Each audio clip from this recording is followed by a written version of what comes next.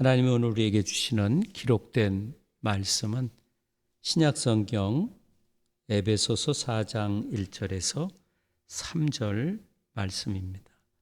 신약성경 312페이지입니다. 에베소 4장 1절에서 3절. 그러므로 주 안에서 갇힌 내가 너희를 권하노니 너희가 부르심을 받은 일에 합당하게 행하여 모든 겸손과 온유로 하고 오래 참음으로 사랑 가운데서 서로 용납하고 평안에 매는 줄로 성령이 하나 되게 하신 것을 힘써 지키라. 아멘. 디모데전서 3장 14, 15절에는 아까 우리 주보에서 읽은 대로 하나님의 집에서 어떻게 행해야 될 것인가를 가르치기 위해서 기록됐다. 그래서 하나님의 집, 교회가 하나님의 집이라.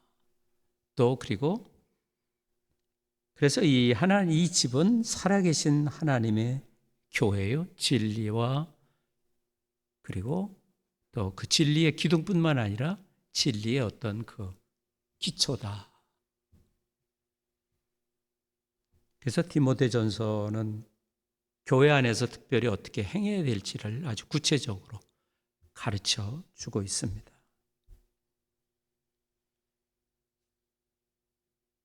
오늘 그 1절 말씀은 같이 한번 읽어볼까요? 4장 1절 시작. 그러므로서 주 안에서 갇힌 내가 너희를 권하노니 너희가 부르심 받은 일에 주 안에서 갇혔다는 것은 지금 감옥에 있는 거잖아요. 감옥에 있는 사도 바울을 통해서 하나님이 이 편지를 써서 그 에베소 교회에 보내게 한 것입니다. 부르심을 받은 일에 합당하게 행하라. 부르심을 받은 일에 합당하게 행하라는 것은 하나님께서 예수 믿는 모든 사람들은 내가 예수를 믿은 거죠. 여러분들이 오늘 교회 오기 위해서 어제부터 준비한 분도 있고 또 그전부터 준비한 분들도 있고 그 예전에는 그걸 가르쳤잖아요. 교회 나오기 전에 일찍 자라. 그리고 또 뭐 주일 입을 옷을 잘 이렇게 선택해서 걸어놓고 그걸 입고 시간에 늦지 않도록. 그리고 예전에는 헌금 낼 때도 그걸 다 이렇게 대리미로 데려서 갖고 오라고 가르치기도 했어요. 여러분들이 오늘 올 때 더 서둘렀을 거 아니에요? 내가 노력해서 온 게 분명한데 우리는 신앙 고백하기를 보이지 않는 하나님이 그럴 마음을 내 안에 주셔서 내가 그렇게 한 거라는 거죠. 내가 예수님을 믿고 싶어서 믿었어요. 제일 합당한 것 같고 어찌됐든 예수님을 믿었는데 그 예수님을 믿은 것은 하나님이 나를 어떻게 해요? 부르셨다는 거예요. 부르셨다는 건 누가 누굴 부르잖아요. 뭐 철수야 이렇게 부르듯이 하나님이 나를 그렇게 콜링했다는 거예요. 하나님이 부르시지 않으면 하나님 앞에 올 수 있는 사람은 없다는 거예요. 그래서 하나님의 그 주권을 우리는 신앙으로 고백합니다. 우리가 어떤 인종이든지 어떤 국적을 갖고 있든 또 얼마큼 돈을 갖고 있든 얼만큼 세상에서 인기가 있든지 사회 경제적인 그런 관계가 전혀 무시된 채로 하나님이 우리를 선택했다는 거죠. 그래서 내가 결단하기에 앞서서 우리를 위해서 하나님이 결단하신 거예요. 하나님이 나를 선택하기로 결정하신 거죠. 그래서 내 선택 앞에서 하나님의 선택이 앞서 있다. 이런 고백을 하는 거죠. 근데 우리가 이해하는 거는 하나님이 내 결단 앞에 결단하는 것은 보이지가 않는 거예요.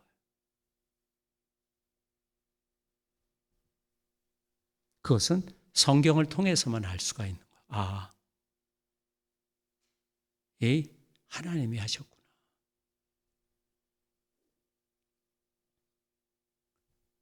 우리는 우리 눈으로 우리가 이해할 수 있는 게 한계가 있잖아요. 우리가 눈으로 보고 또 듣고 또 배운 거 그걸 통해서 우리는 현실을 이해하잖아요. 이게 자연을 보면서 이게 자꾸 진화돼서 그냥 있는 거구나. 근데 성경을 보면 이게 뭐 원숭이가 우리 조상이 아니라 하나님이 사람을 만들었구나. 아담이 우리의 조상이구나. 성경을 통해서만 알 수 있는 거죠. 하나님의 부르심은 전적으로 내 행동에 앞서는 하나님의 행동, 하나님의 결단으로서 우리에게 오는 거예요. 그래서 이 하나님의 부르심은 값없는 은혜다. 선물로만 받을 수 있는 것이다. 그래서 하나님이 우리를 위해서 행하신 그 은혜 안에서 우리가 살도록 하나님이 우리를 부르신 거죠. 그래서 그 부르심에 합당한 방식으로 살아갈 것을 주님은 요청하시는 거죠. 하나님이 나를 하나님의 자녀 삼으신 것에 걸맞게 살아가야 된다. 우린 다 하나님의 자녀들이잖아요. 그 하나님의 자녀에 걸맞게 우리는 살아가야 된다는 거죠. 그럼 그게 어떻게 그렇게 살 수가 있는가? 이것은 2절을 같이 보죠. 2절 시작.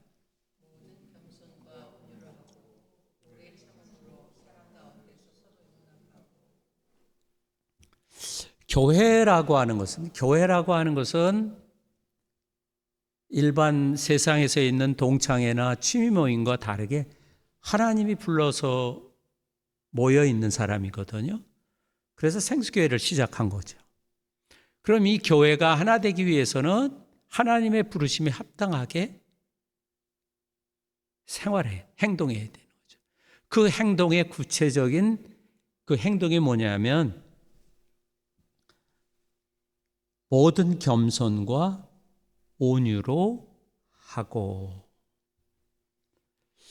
이 세상에서는 겸손하거나 온유하면 손해보는 게 많을 수가 있어요.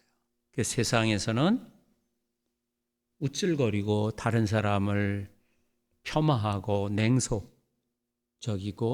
또는 적대감을 갖는 것이 성공할 수 있는 길이라고 얘기하지만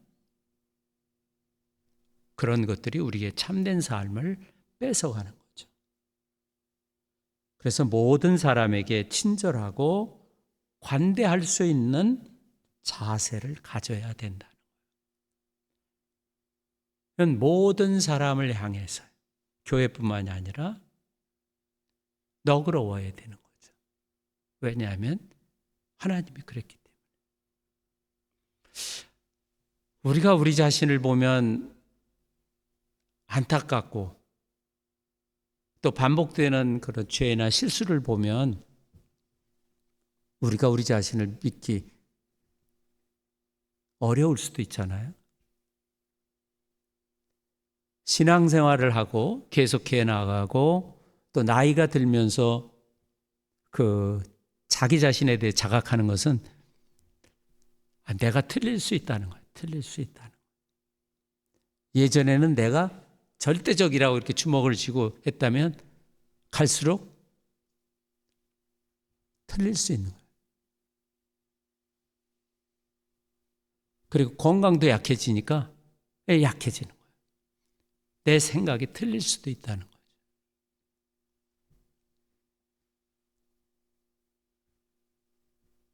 그래서 모든 사람들에게 친절하고 관대해질 수밖에 없는 거죠.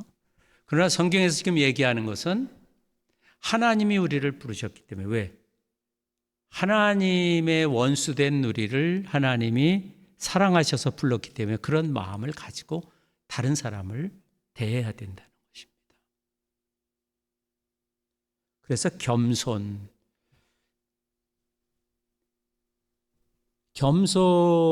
기가 죽어갖고 자신감이 없어서 이렇게 숙여갖고 하는 것은 겸손은 아니에요. 그것은 오히려 자기의 어떤 그런 그 능력에 부족한 거죠. 겸손은 능력이 없으면 겸손해질 수가 없는 거예요. 할 수 있는데 안 하는 게 겸손이지, 못하기 때문에 안 하는 건 그건 뭐 겸손이 아닌 거죠.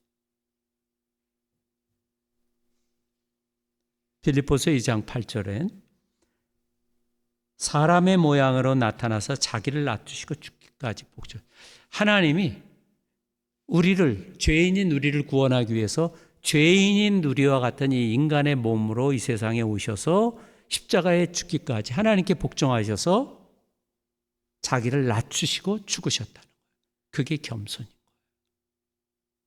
하나님이 안 할 수도 있는 거예요. 능력이 있는데 능력을 본인이 유보시킨 거죠.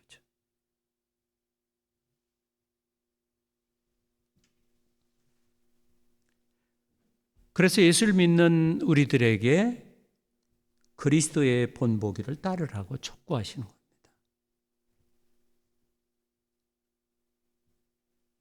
그래서 겸손은 낮은 자세인 거죠. 빌립보서 2장 3절에는 겸손한 마음으로 각각 자기보다 남을 낮게 여기라. 겸손한 마음으로 다른 사람을 나보다 낮게 여기라. 세상에선 반대죠. 남을 딛고 서야 되고 없는 것도 거짓으로 퍼뜨려야 되지만 우리는 다른 사람을 존중해야 된다.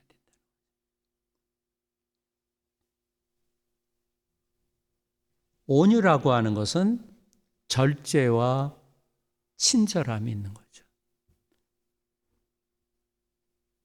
절제가 없는 친절함은 해로운 거죠. 그리고 소심함이나 연약함이 아니라 또 과도한 분노나 또 분노가 없는 것 사이에 어떤 중간인 거죠. 소심함이나 연약함은 그것은 온유가 아니죠.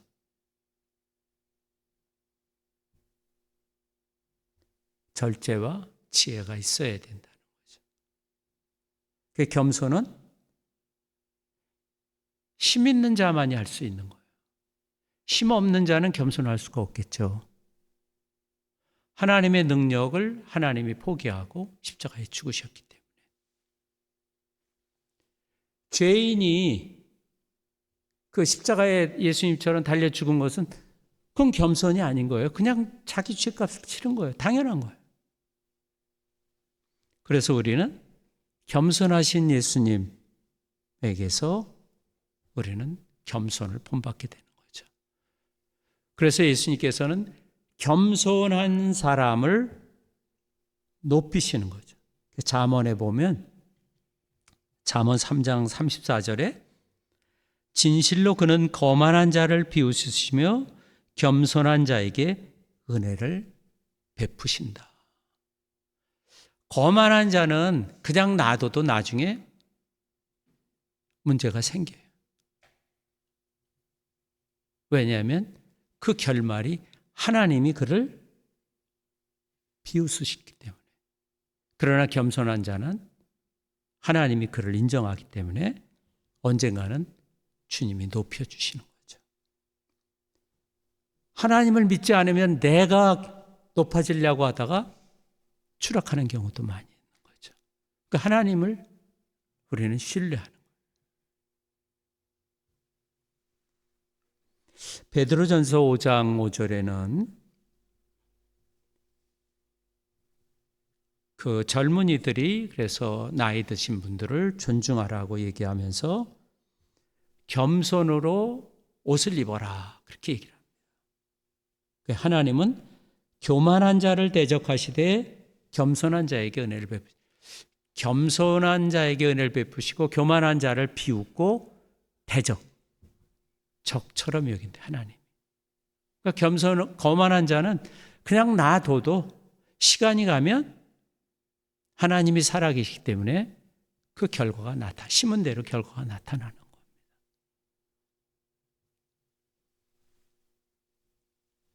그래서 첫 번째로는 그 부르심에 합당하게 행하는 것. 교회를 사랑하는 것은 겸손과 온유로 행동하는 것이다. 두 번째, 2절 다시 한번 더 읽어보죠. 시작. 모든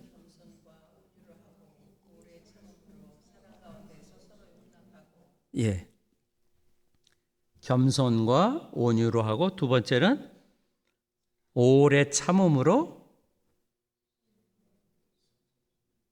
오래 참음으로 행해야 된다.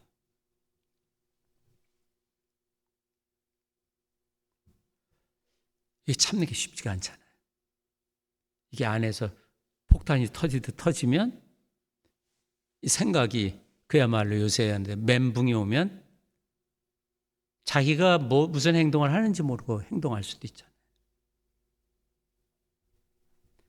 상황이 어려워도 확신을 계속해서 유지할 수 있어야 되는 거죠. 성낼 수밖에 없는 상황에서 참을 수 있어야 되는 거죠. 그래서 여기 무슨 단어를 썼어요? 참음 앞에 오래 참으라는 거예요. 그야말로 집중 포화를 받아도 침착함과 또 화내는 것을 더디해야 된다. 성미가 느긋해야 되는 거죠. 하나님의 성미는 어땠을까? 예수님의 성미는 어땠을까? 베드로전서 3장 20절에 하나님이 오래 참고 기다리실 때에, 하나님은 성미가 오래 참으시는 성미인 거죠. 사람들이 종종 그렇게 얘기해요. 난 그렇게 태어났어요. 이 세상에 제대로 태어난 사람은 아무도 없어요. 다 무언가 문제가 있게 태어났어요. 그것을 합리화시킬 수는 없는 거죠. 하나님을 기준으로 해서 우리가 변화되어야 된다는 거죠. 하나님도 성미가 느긋하신 거죠. 예수님도 오래 참으신 거죠. 그래서 야고보서 5장 10절에는 신자들은 고난을 오래 참음으로 견디라. 명령이에요. 선택할 여지가 없는 그냥 명령이에요. 신약 성경은 대부분 행하라 그러면 명령형이에요. 내가 이걸 할까 말까가 아니라 그냥 명령형으로. 군대 용어죠. 데살로니가서 5장 14절에는 모든 사람에게 오래 참으라. 지금 에베소서에서는 교회 안에서 오래 참아야 되는데 데살로니가서 5장에서는 교인뿐만 아니라 세상 속에서도 오래 참으라. 그 범위를 넓힌 거예요. 상황을. 직장에서도 오래 참아요. 그러니까 쉽게 화를 내는 사람은 신뢰하기가 어렵죠. 그 사람을 신뢰하는 사람은 정신이 이상한 사람이겠죠. 왜? 그 쉽게 화를 낸다는 건 정신적인 문제가 있는 거 아니겠어요?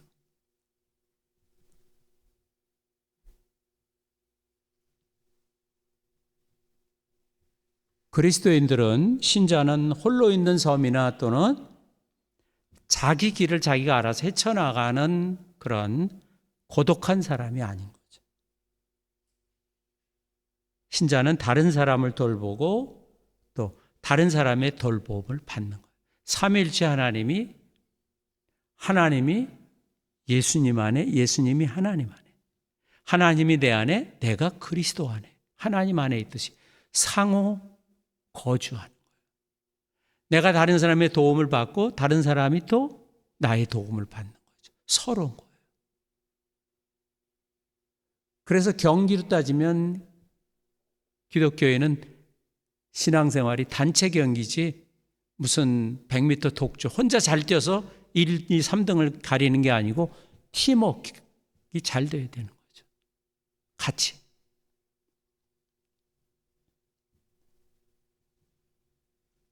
혼자 노래를 잘 부르는 건 아무 쓸모가 없어요. 교회에는. 다른 사람하고 노래를 잘 할 수 있는 사람이 노래를 할 줄 아는 사람. 제가 아는 어느 권사님이 계신데 거의 70이 바라보는 그분인데 엘토예요. 근데 그분은 정말 겸손하고 온유하시고 오래 참음. 근데 그분이 엘토를 하는데 지금도 그분을 사람들이 우리 합창단으로 오라 그런대요. 왜? 다른 사람 그 소리와 잘 어우러지기 때문에. 자기 혼자 큰 목소리로 내서 자기가 스포트라이트 받는 게 아니라 전체가 다 어우러지게 하기 위해서. 다른 사람을 생각하는 거죠. 다른 사람을 생각한다는 것은 다른 사람의 말에 귀를 기울일 줄 알아야 되잖아요. 다른 사람의 말을 듣지 않고 급한 사람은 화를 내잖아요. 듣고 보면 일리가 있는데.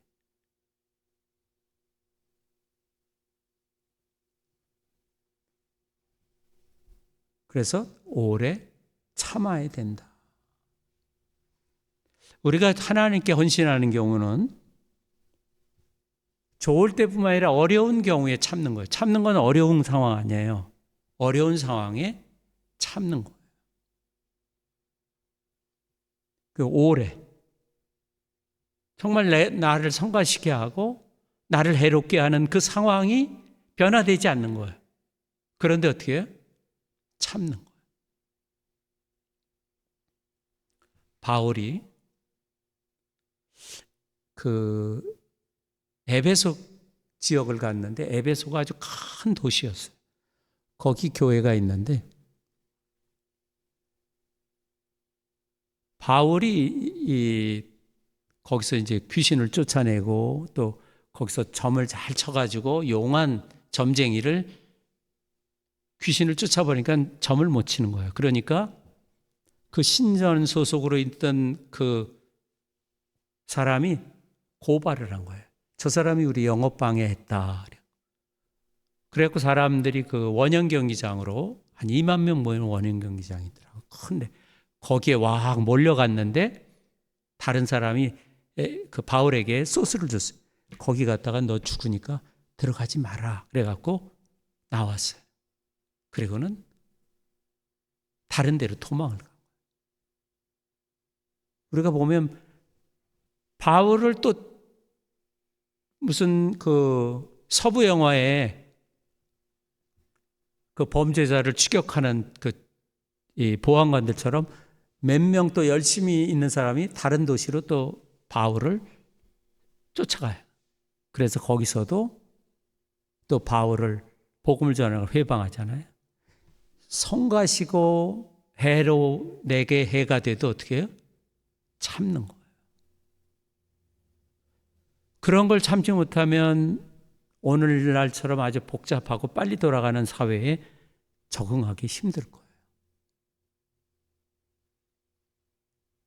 그리고 참을성을 가지고 서로를 대해야 된다.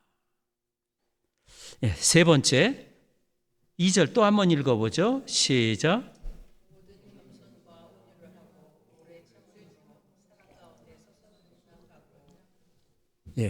사랑 가운데 서로 어떻게?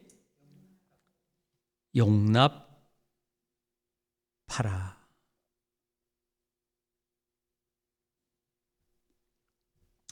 이 성경이 쓰여진 그 로마 문화권에서는 도움을 어떤 사람에게 줘야 되냐면 내가 도움을 주면 그 도움을 나한테 다시 줄 수 있는 사람,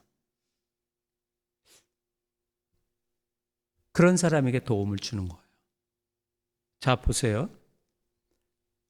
은행에 가서 제가 오래전에 교회 빚이 있어서 빚을 좀 하려고 돈을 빌려달라고 그래서 했더니 뭘 보고 빌려달라는 거예요.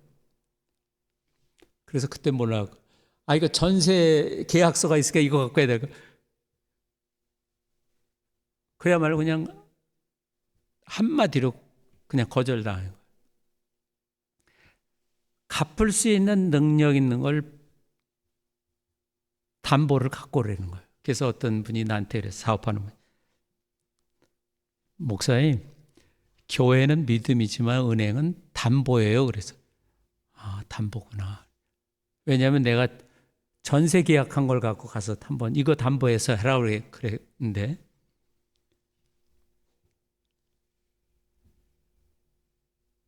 근데 지금 여기서는 어떤 사람을 용납하라는 거예요? 자기를 혐오하는 사람을 사랑으로 용납하라는 거예요. 그 사랑해야 돼. 사랑으로 서로 종노릇하고 서로를 용납하고 용서하라. 사랑으로 서로를 받아줘야 된다는 거예요.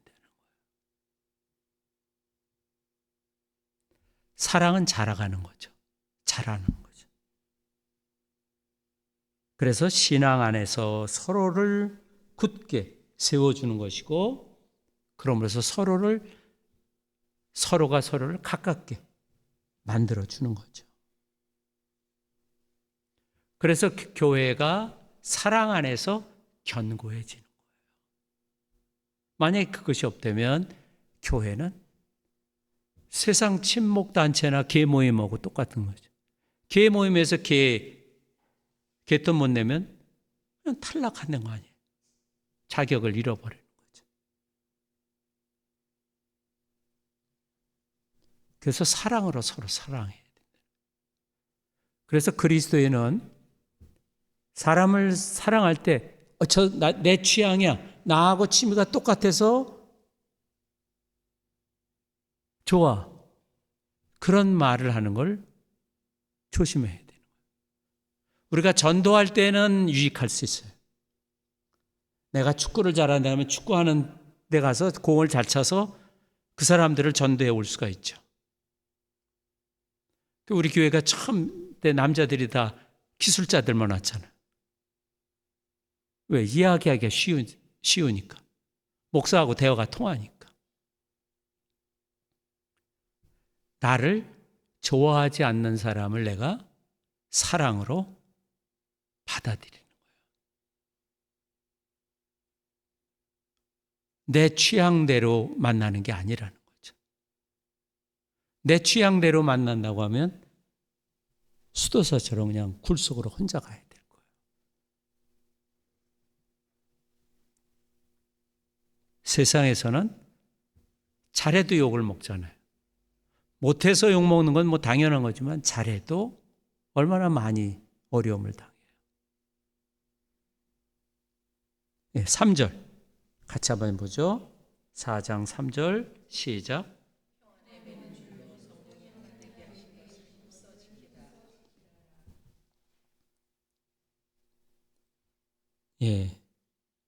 하나 되게 하는 걸 우리가 뭐예요? 지켜야 돼요.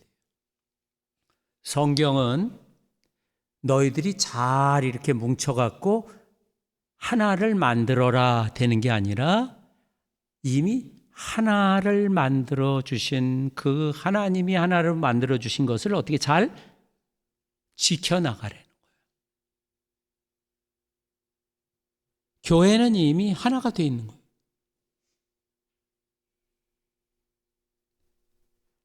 하나님의 성령이 다양한 사람들, 하여간 다양한 사람들을 하나로 묶어 놓았어요. 그래서 하나가 된 거예요. 그것을 잘 지켜야 된다는 거죠. 그래서 교회는 마땅히 하나됨을 유지하는 거지 하나됨을 새롭게 만드는 건 아닌 거예요. 그래서 하나됨의 창시자는 하나님이십니다. 성부, 성자, 성령 세 분이 하나 되듯이. 그래서 이 하나됨을 지켜나가라, 힘쓰라. 성경에서 힘쓰라는 말은 우선권을 주는 겁니다. 우선권. 모든 데 다 힘을 쓰면 안 되잖아요. 운동할 때도 어떻게 할 때 이때 힘을 몰아서 힘을 써라. 아무 데나 힘을 다 쓰면 나중에 정작 힘을 쓸 때 힘을 못 쓰잖아요. 저는 제가 힘을 몰았을 때는 아침 시간이에요. 아침 시간에 모든 걸 다 집중해요. 그래서 아침에 성경이나 책을 읽는 거와 5시나 6시 그때 읽는 거와 오후에 읽는 거는 이때는 100%라면 나중에 한 10%밖에 이게 효과가 없는 것 같아요. 흐트러지고.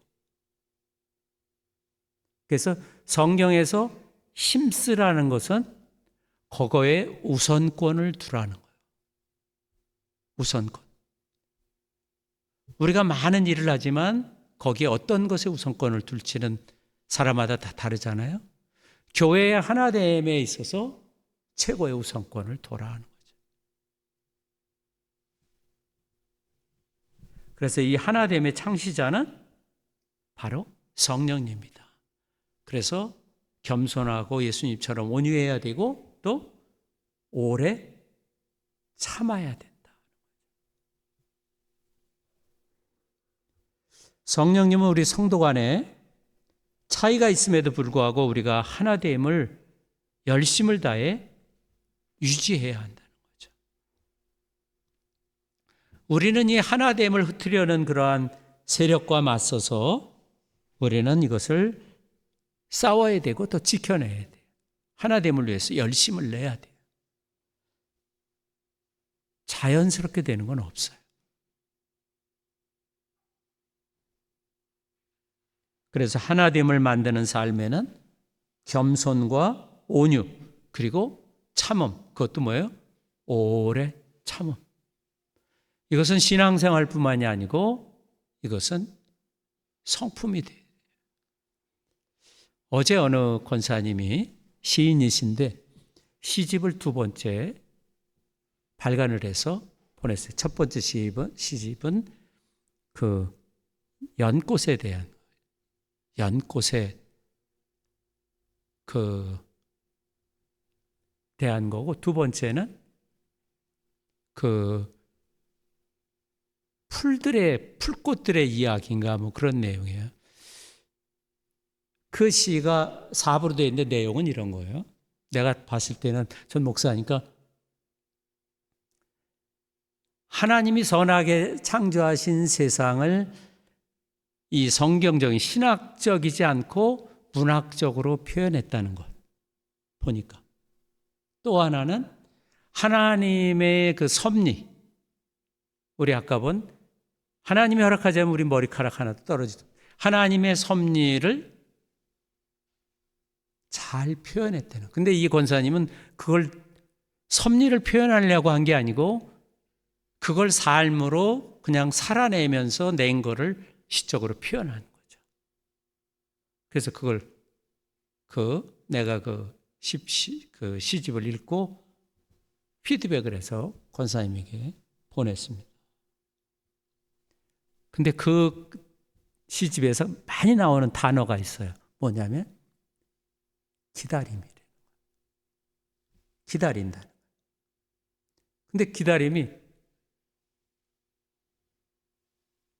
가을에 씨를 뿌리면 겨울을 지나 봄에 꽂히잖아요.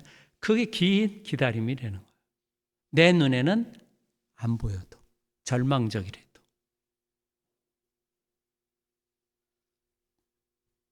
또 나중에 이제 그런 기다림이라는 단어들이 여러 번 나오더라고요. 또 나중에는 남편이 병이 걸려서 암이 걸려서 장을 다 잘라냈대. 대장암이 우리 잘라내서